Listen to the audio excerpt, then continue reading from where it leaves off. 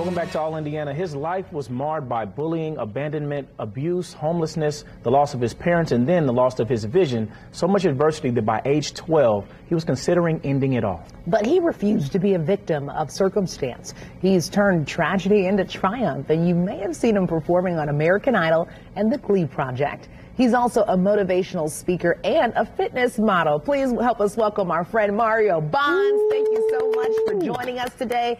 Mario, yeah, thank you. I'm doing well. Thank you for the invite. I'm sitting here and thinking, who was that guy you were just describing? Because my goodness, for someone to go through all of that stuff and against the backdrop of going blind, sometimes I pinch myself and say, why is my smile real? But I know why. Wow. And that's the whole reason why you're such an inspiration to so many people. Do you surprise yourself? Like you said, when you're thinking about all the things that you triumphed through, do you surprise yourself still? I think I do sometimes. Sometimes I wake up in the morning and it's like, wow. You know, I sometimes think of myself as like a gas pump. You know, a gas pump provides gas to a lot of people. And then it's like, if that gas pump isn't refilled, you know, when the truck comes, it's kind of like, what happens? So sometimes my reset is I listen to my own lyrics sometimes and I'm like, dude, you have to live with, when I feel sorry or insecure, it's like, you have to live by the stuff you're telling these people. Otherwise you're inauthentic. And that's always my reset. Wow. The music holding you accountable, man. That's crazy. As a singer and songwriter, you've written the song Human with the message that we don't all see each other as humans sometimes. What made you want to send that message? Well, it's an autobiographical message in the sense that growing up, I was bullied. It's funny, for all the things that would be praised for today, I was bullied for it as a kid. You know, I was bullied for being chocolate. I was bullied for being articulate. I was bullied for being blind, right?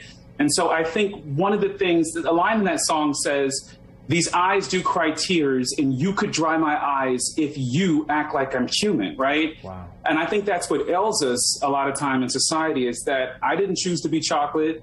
Now I'm happy that I'm chocolate because a lot of people like it. I like it too. I can't see it, but I know that's right. I love that. Man. I love that. Mario, as if you're not busy enough just being Superman, you've adopted 4 boys. How's parenthood treating you, my man?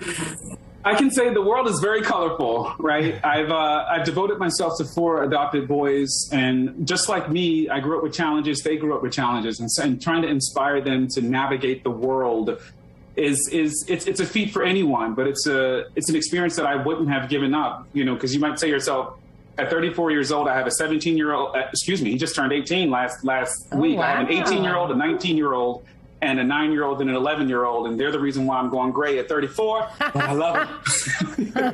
Look, I'm with you. With all the gray hairs on my chinny chin, with my one little 2-year-old. Let alone 4. Hey, look, okay. I tell them, look, the youth is still in the face. Don't worry about the hair. Man, tell us about your book, Without Sight but Full of Vision. Tell us about that.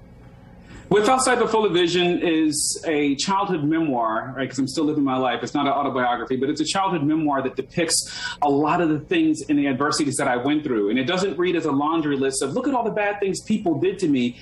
It actually reads of, these are the experiences that I went through that should have turned my smile upside down. It's how I got through it to where I could dare to be a blind person in America and still have a vision for my future. Wow. Mario, what's next for you, my man? Oh, my goodness. Well, what's next for me is, right now, I do have a degree in journalism, and I'm still chasing dreams, right?